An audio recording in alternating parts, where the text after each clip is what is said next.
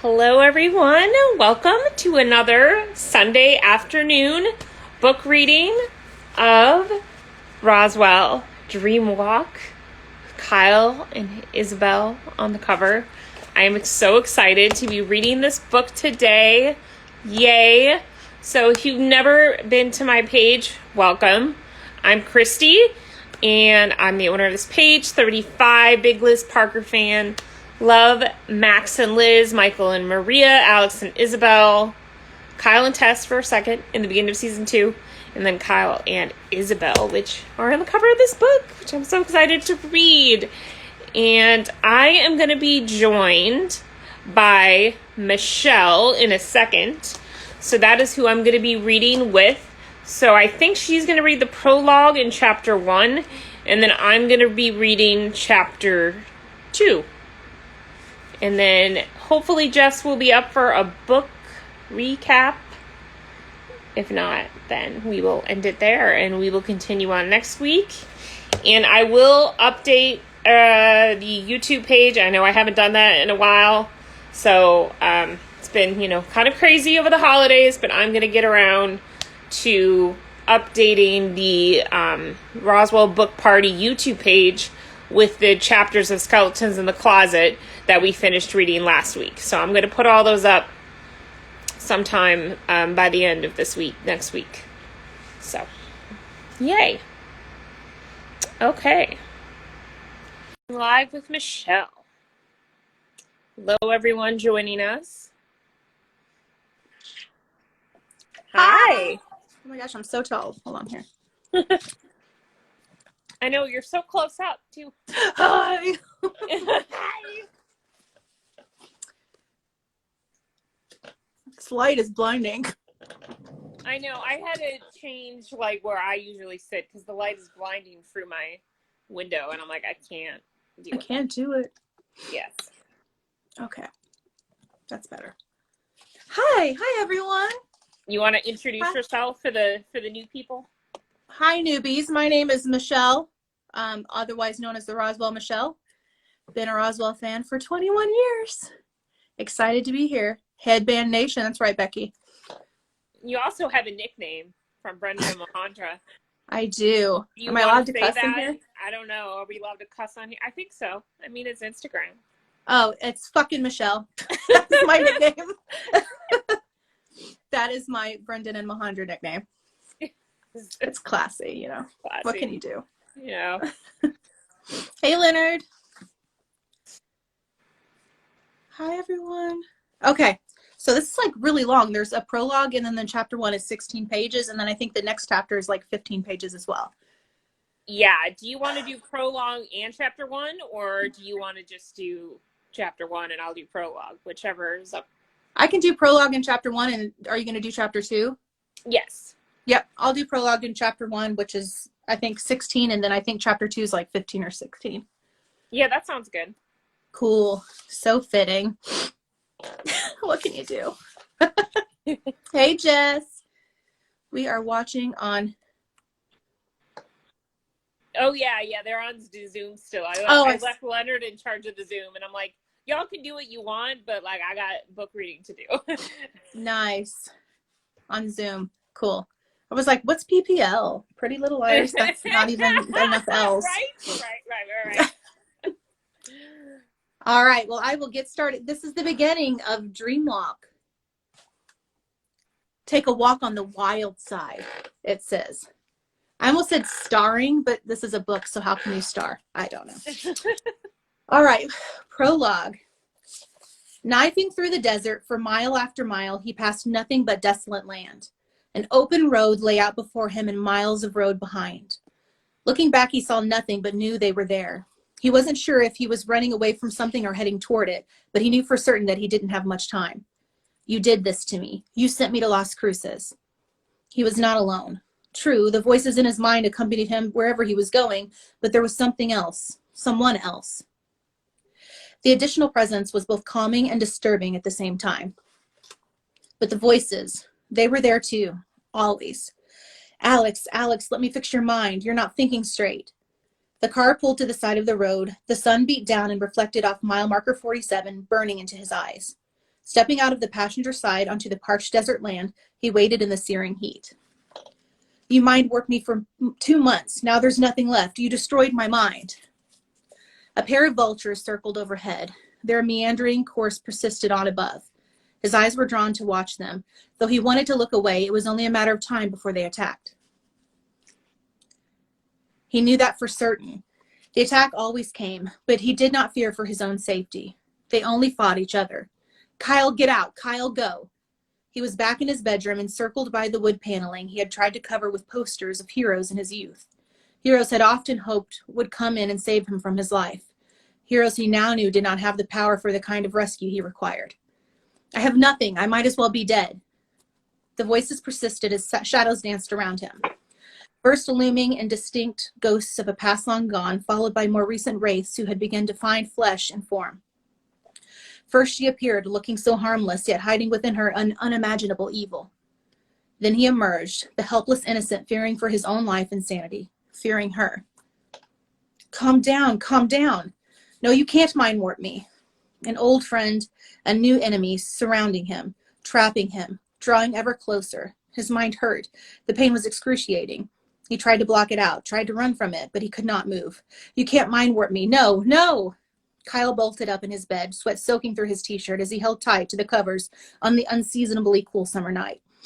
His eyes adjusted to the darkness as the shadows lessened and familiar forms began to take shape around his bed.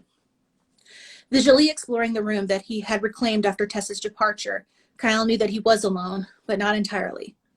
Hardly a night had gone by in the past several weeks that he was not haunted by the images.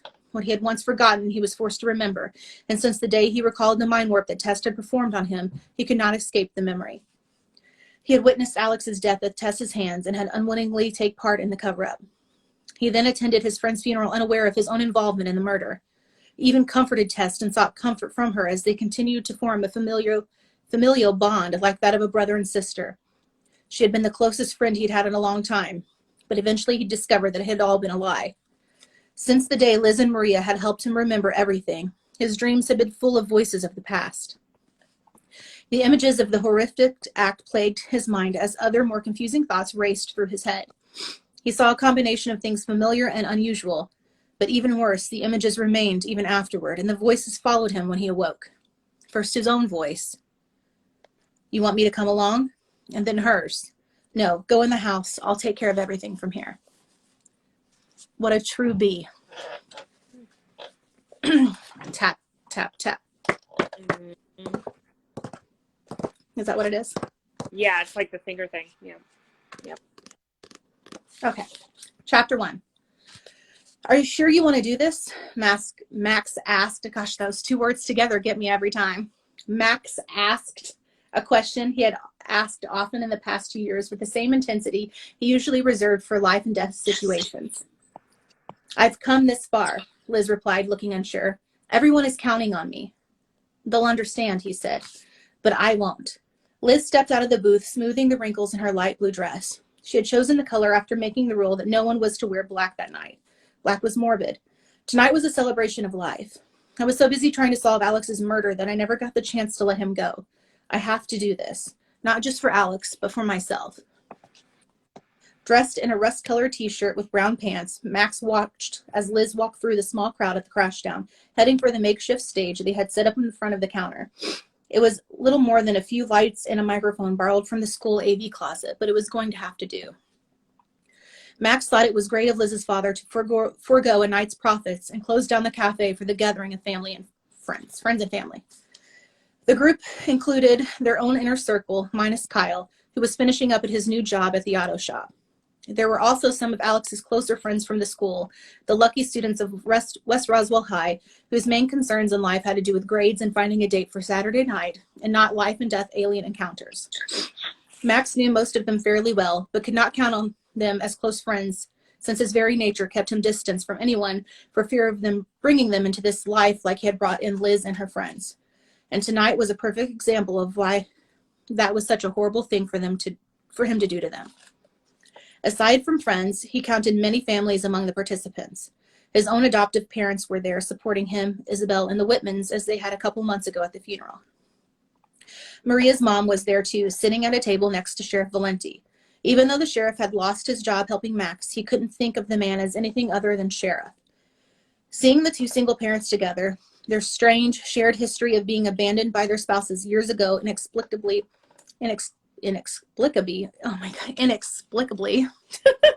popped into Max's head.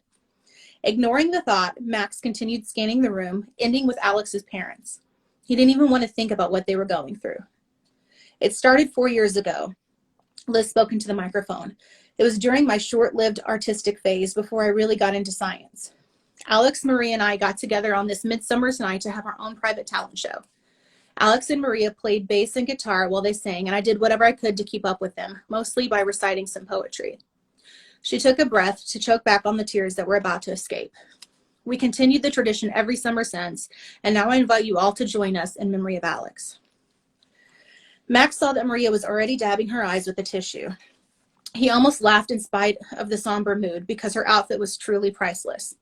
She had totally embraced Liz's color directive and was wearing a rainbow-colored sequins mini dress that he had actually helped her pick out at a local thrift shop. The two of them had really bonded as friends this previous summer and still spent a lot of time together when their significant others were otherwise engaged. Oh. I'd like to start off tonight with a poem that I know was very dear to Alex. Liz continued as she picked up a book left on the counter and opened it to the page still marked by a pair of concert tickets. It's called Stopping by the Woods on a Snowy Evening. She looked out at the crowd, at each of her friends, finally stopping on Alex's parents as she read.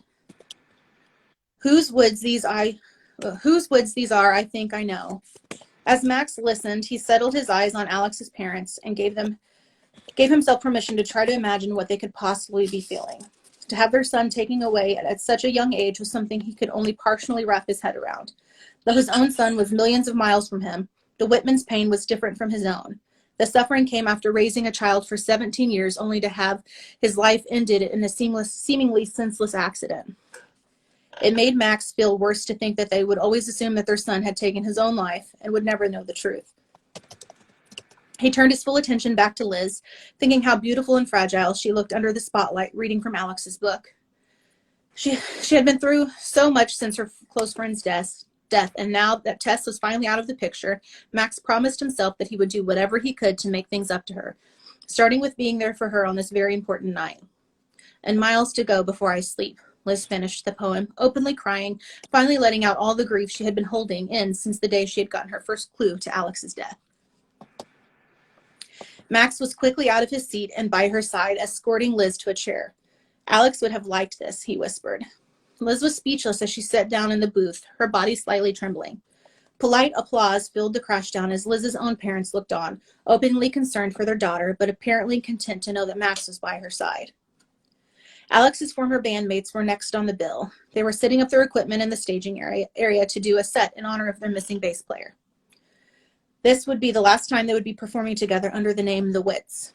Each member thought this was the appropriate time and place for such a performance. Alex had brought the group together sophomore year in deference to the fact that the Roswell garage band scene was rather pitiful. He was the driving force behind the band, as evidenced by the name they had settled on. Even though Maria had temporarily hijacked the group soon after their creation, Alex had always been the one in charge. As the guys began their first melancholy song of Lost Love, which had been written by Alex, Isabel came over to join her brother and Liz. Are you sure you know your lines? She whispered to Max as she sat in the booth. She had also taken Liz's wardrobe instructions to heart and was wearing a pale orange dress to fit with the Celebration of Life theme the evening. Yes, Isabel, Max said for the 10th time since having agreed to perform the skit with her. I'm sure I know my lines. I just don't want you to freeze up in the middle, she explained. Relax, he said. He calmly replied. We'll be fine. Do you want to go rehearse again in the back, she asked, getting up before he could answer. Liz looked up to Max, begging him with her eyes not to leave her alone right now. He reached to his side and took her hand in his, giving it a squeeze to let her know that he wouldn't be going anywhere. With his other hand, he grabbed his sister by the arm and lightly tugged her back down into the booth across from him. We've rehearsed it 100 times. It's going to be fine. Just stay here and enjoy the music. She had a catch in her throat. I know. As Max held on to Liz with his hand, he locked eyes with his sister, letting her know that he was there for her too. Silently, Max provided the necessary support for the two girls, who in addition to Maria were probably closer to Alex than any other students at West Roswell High. All three of them fought back tears as the mournful tune filled the crashdown. It even looked to Max like this band was about to lose it at any moment. Somehow, this celebration of life had gotten off to a rather depressing start, but Max wasn't quite sure how to go about turning things around. "This is ridiculous," Liz said from out of nowhere. "This is supposed to be a joyous occasion." "Well, Liz, you're the one setting the tone," Max gently reminded her, still providing her strength she would need to take charge of the event. "Exactly." She stood and crossed over to the lead guitarist, Mickey, as the band, or Mickey, as the band finished their heavy-hearted tune. Max watched as she whispered something into Mickey's ear that immediately made his face light up and his head nod vigorously. As Liz returned to the table, Max watched as the guitarist relayed the message to the rest of the band. Each member looked more pleased than the next and they readied their instruments. "Ladies and gentlemen," Mickey addressed the crowd, "we've had a special request." He bowed his head towards Liz in gratitude. "Let's dance," Liz said as she pulled Max from his seat. On cue, the band started up again, and Max recognized another one of their tunes. This time, however, the song was much faster. Taking their lead, Maria got up in her shimmering rainbow outfit and hopped up to the microphone, letting loose on the song that she remembered from her days fronting the band. Soon the whole place was rocking and everyone was out of their seats, including Alex's mom, who was dancing with Sheriff Valenti. There was, however, one person who still was in his chair. "I don't think Mr. Whitman dances," Max said as he nodded his head in the direction of Alex's father while keeping the beat. "Oh, you'd be surprised," Liz said with a laugh. "You should have seen him when he chaperoned the 6th grade dance. He taught me some moves I've never seen before or been able to do since. Will you excuse me?" Max nodded politely as Liz left him to go to Mr. Whitman.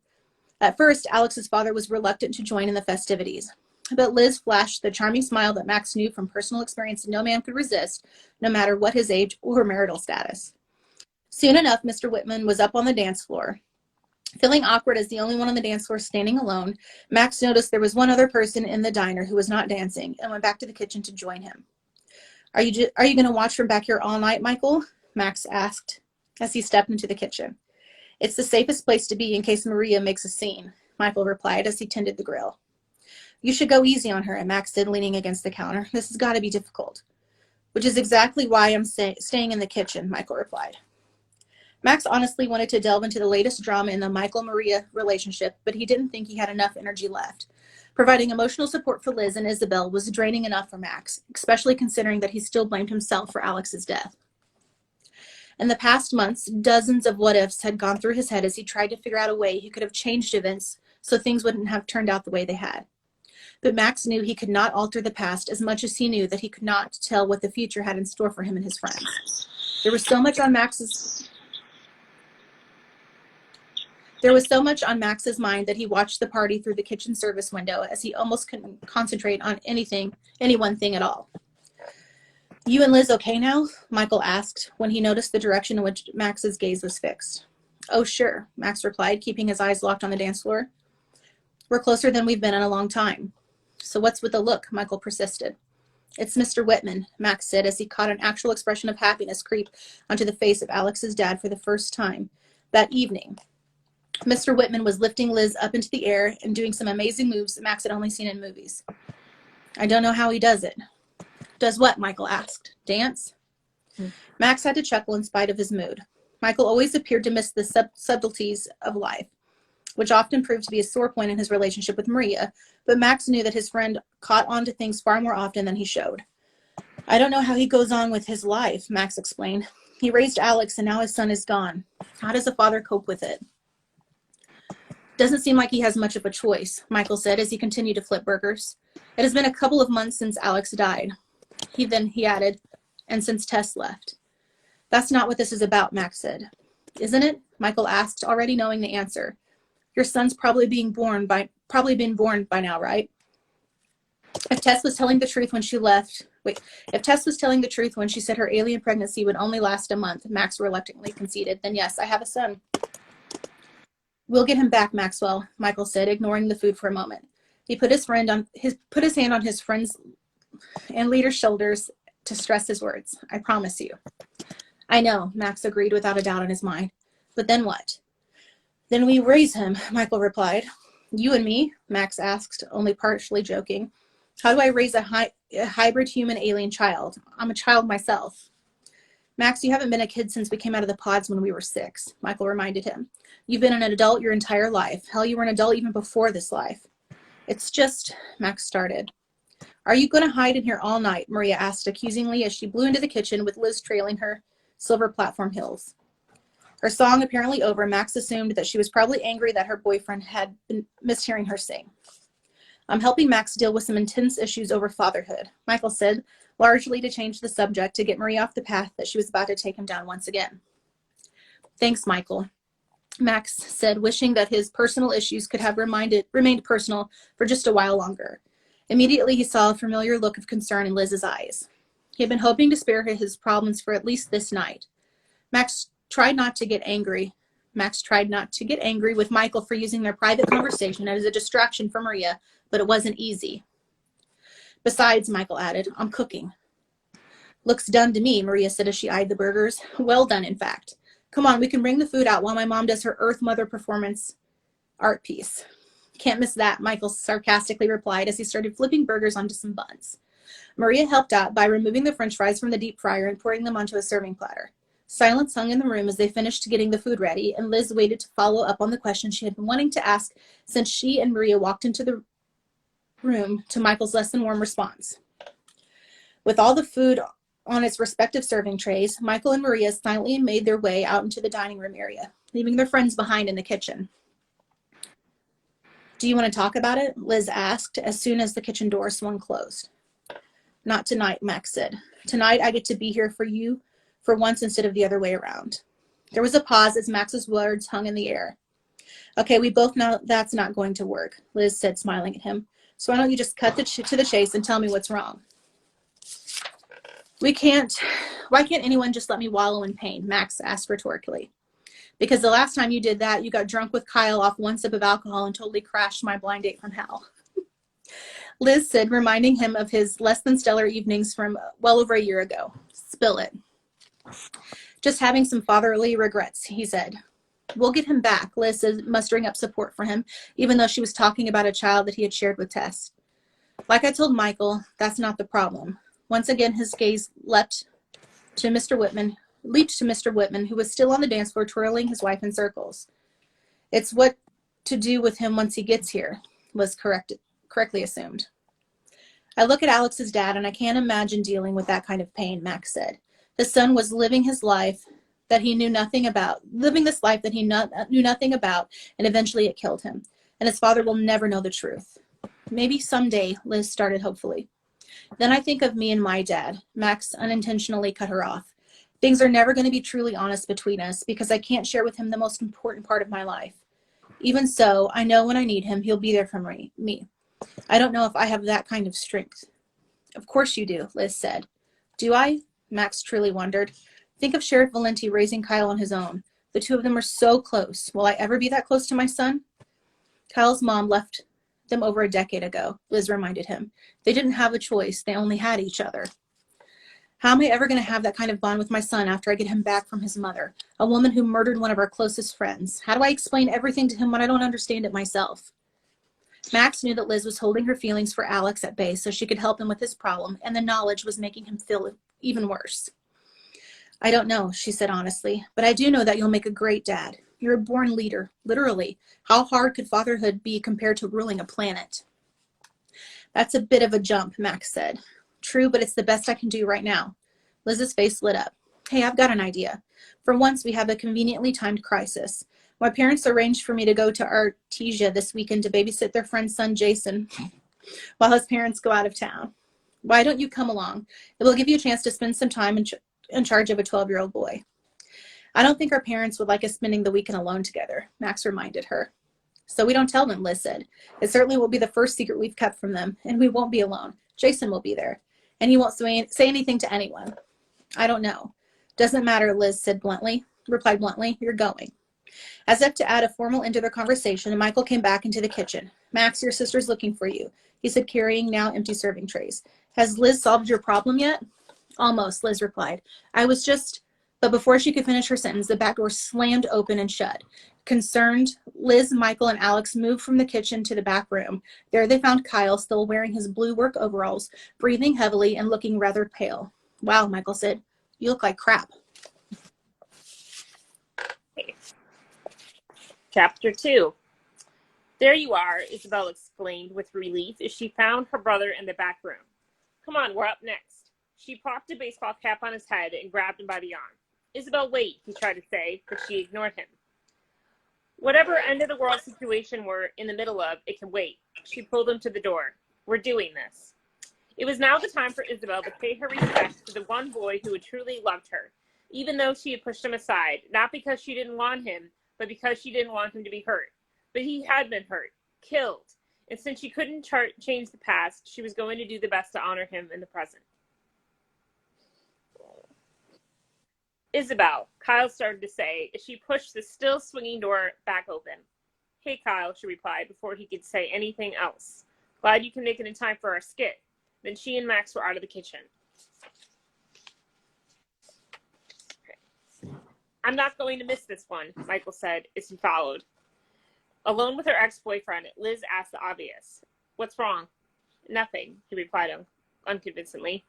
Are you sure? She asked. Michael was right. You don't look too well. Lack of sleep, he replied curtly. We should get out there.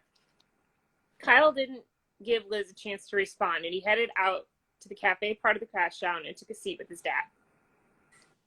Isabel stepped into the glow of the small spotlight that was also borrowed from the school AV closet. She had gone to the school over the weekend with Max and Michael to pick everything up. Granted, it hadn't actually been a faculty-sanctioned visit to the school, nor did they technically have permission to borrow the equipment, but it was for a good cause.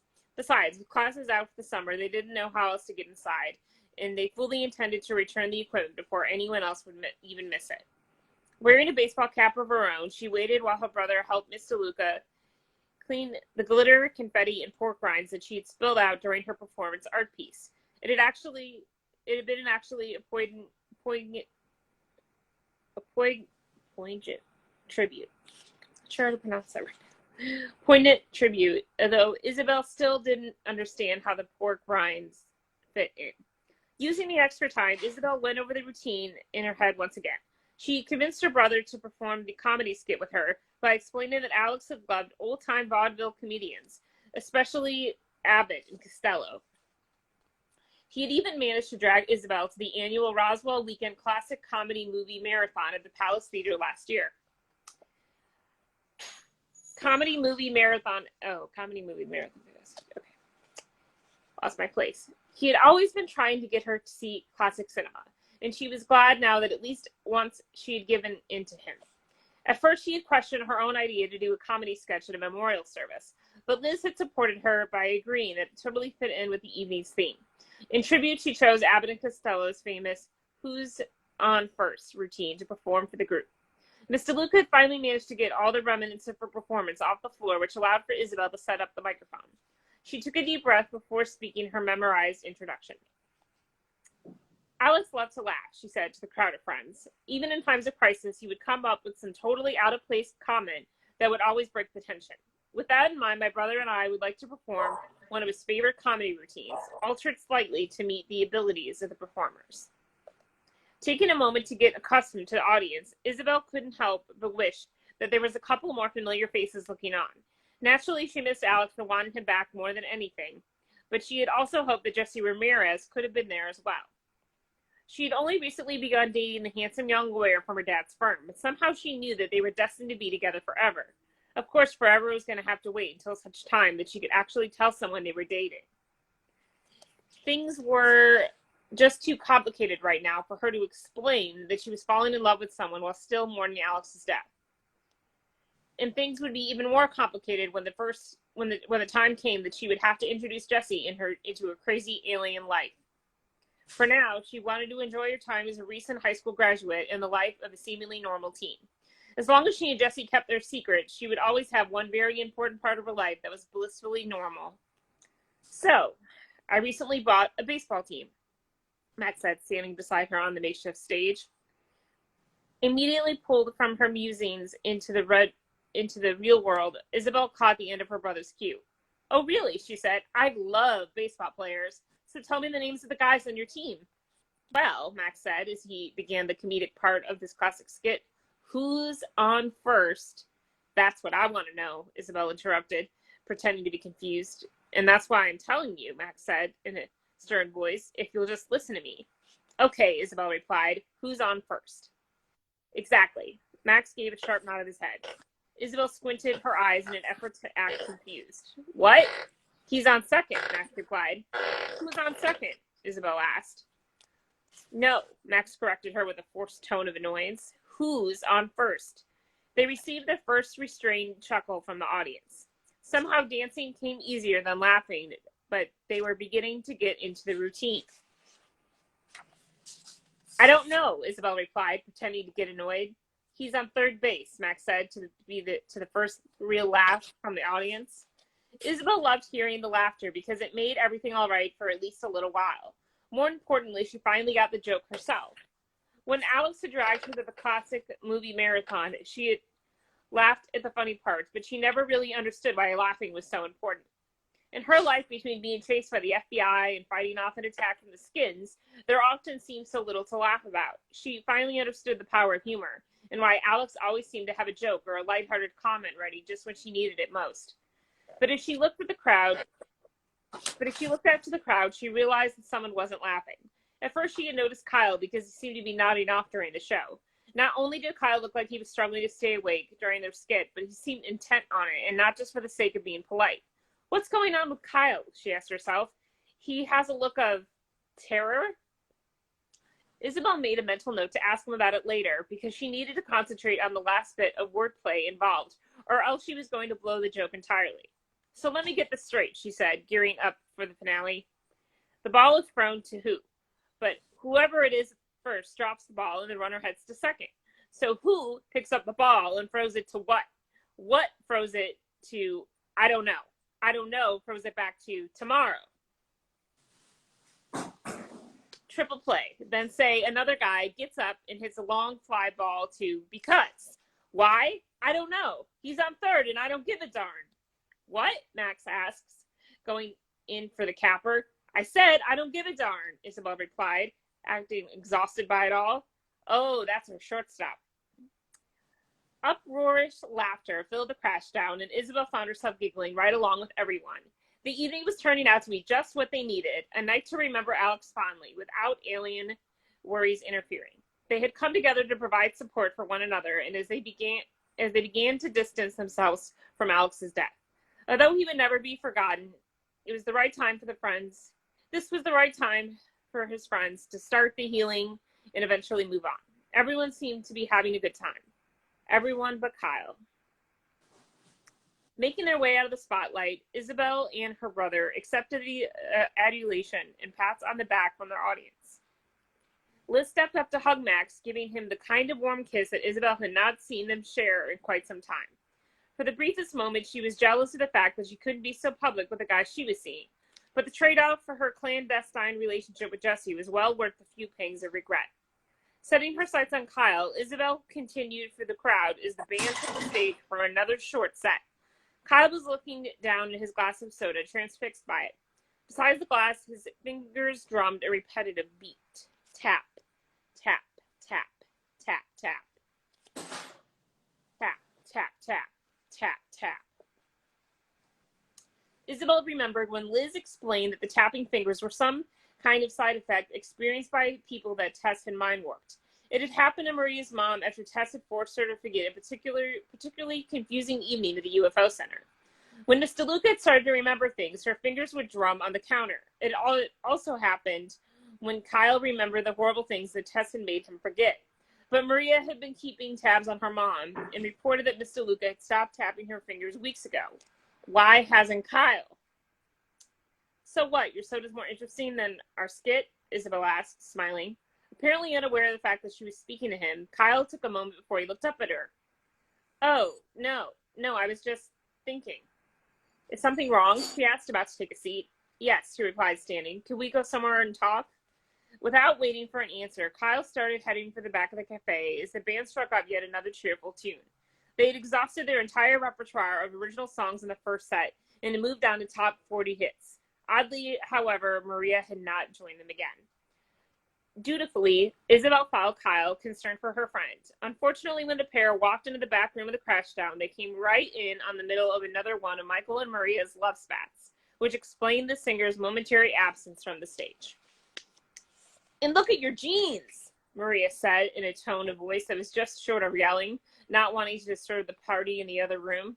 "Oh, now you're going to insult my clothing?" Michael shot back in his usual sarcastic, defeatist tone. "Black!" She slammed her locker door for effect.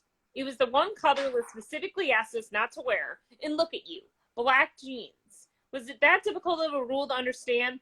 Should I have brought a color wheel by to explain what would have been inappropriate to you?" "Sorry, I don't own an extensive wardrobe," he said by way of an explanation. "I wore what was clean. Besides, I think you're wearing enough clothes in that outfit for the both of us." "I'm sorry," Kyle mumbled as he started to back out the door. Isabel, however, was having none of that tonight. "Can't you two just put your petty little arguments on hold for one evening? It's really gotten way past the point of cute lovers' quarrels. Maria, why don't you just go out there and sing some more with the band? Michael, you go watch her." Without another word, Michael and Maria left the room in a huff. As soon as they were out the door, Isabel laughed to herself. Some people express their love for each other in the strangest ways. "Yeah," was the only response Kyle could muster. "Okay, Kyle, spill it." He took a deep breath as if stalling for time to either convince himself to speak or to brace himself for Isabel's reaction for what he was about to say.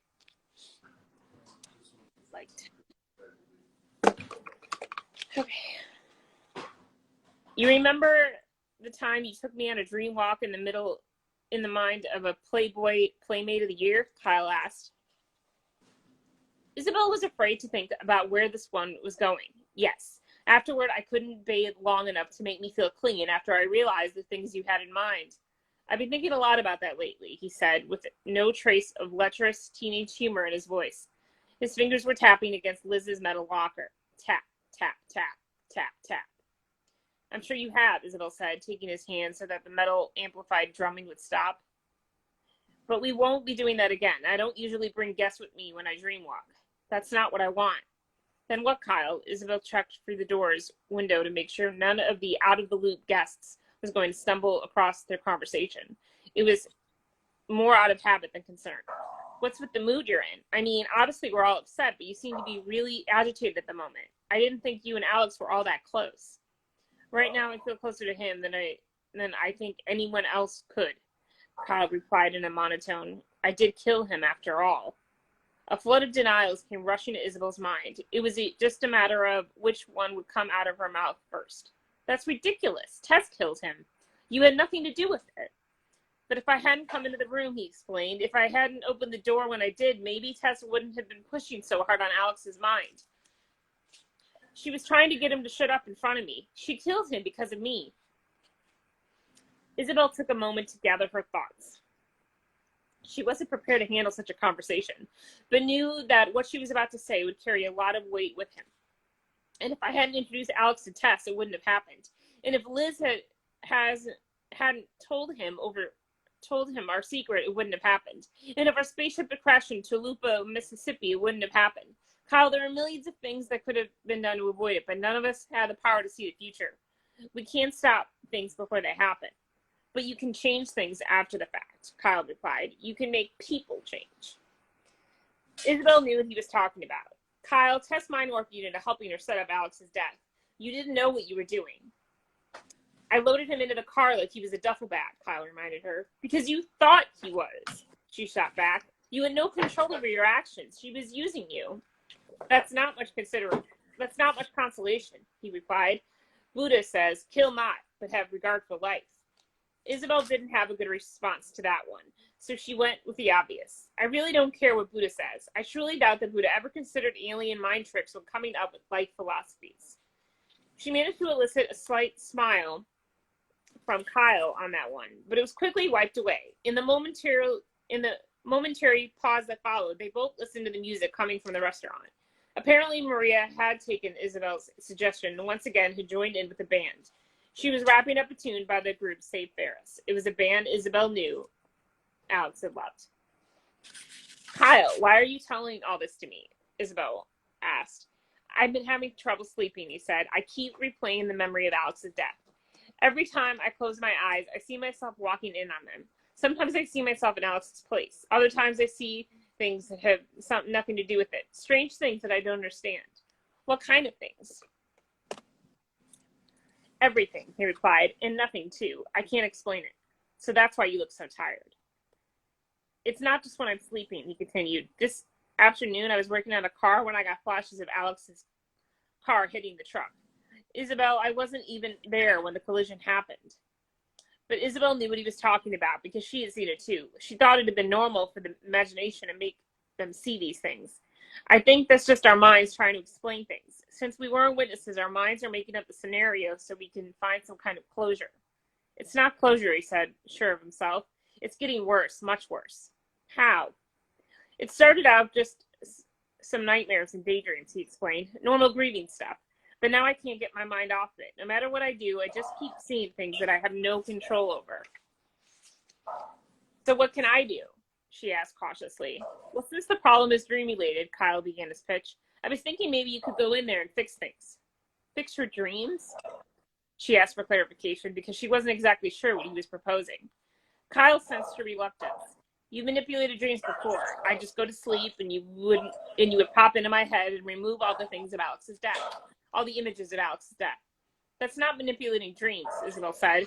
That's displacing memories. When I go into someone's dreams, it's purely harmless recreation. I'm only playing around with the dream. This is different. But Tess has entirely different powers than I do, she reminded him. I can't just go in and change your thoughts. Have you ever tried? He asked, suspecting that he knew the answer. No. Then how do you... It's too dangerous. She stopped him before he continued down this track. We have no idea what that could do to you. It's just too dangerous. I'm willing to take that risk, he said. I have nothing to lose. Alex died, she said flatly. He died because Tess went too far with her powers. I'm not going to do the same thing. But it's the only way, Kyle said. Have you even considered some kind of therapy? Isabel said. Maybe something more interactive than speaking to Buddha? I would love to talk to someone about this. His agitation level was rising. Tell me who. Tell me the therapist on Earth I could talk to and explain that I'm plagued by images in a murder I took part in because an alien messed with my mind. I would love to get normal help, but normal and Roswell don't mix. Isabel couldn't argue that fact. She and Max and Michael had lived with the secret all their lives. They'd known pretty much from the start that they were different, but her friends were pulled into their crazy lives, and now everyone's concept of normal had been completely thrown upside down. Isabel couldn't help but feel that she owed Kyle, but she also knew that she couldn't risk his life. I'm sorry, she whispered. I can't. The statement hung in the air for the longest time as music continued to waft in from the other room. Kyle and Isabel just stared at each other until finally the moment was broken by something entirely unexpected. Apparently, Maria had taken a break from performing with the band. Is that my dad? Kyle asked as they listened to the impossible. Is he singing? After you. Oof. All right, Jess, are you coming in here, girlfriend?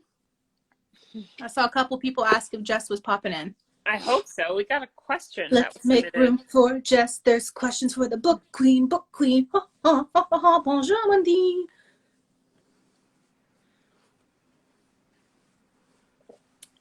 Hey, Roswell, France. Oh, bonjour. Bonjour.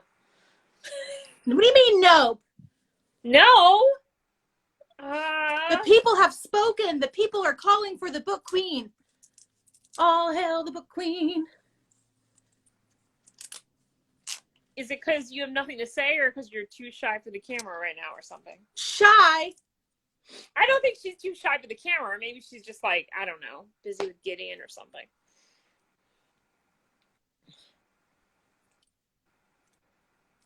Yes, Leonard, you're right. Defend Jesse and Isabel, Jess. Change Becky's mind, she says. Leonard's right about Safe Ferris being the band that sings in the Dreamwalk scene in Heatwave. Yep, that's exactly what I thought of that Let Me In song when that was mentioned in the book. Yeah. What's the question anyway? Let's see.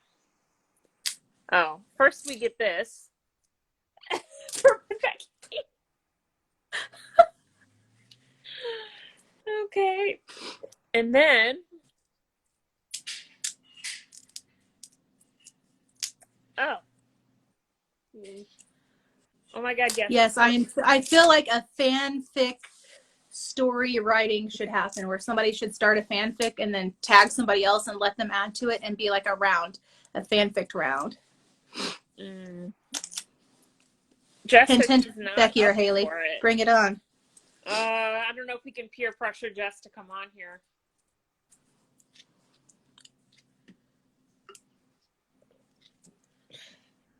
I can't see that. All right, well then I guess that's it. No book queen recap. I'm bummed. And we have a 10-person captive audience in here. I mean, I guess, you can all ask questions in chat or you can DM her because I don't think she's popping on here.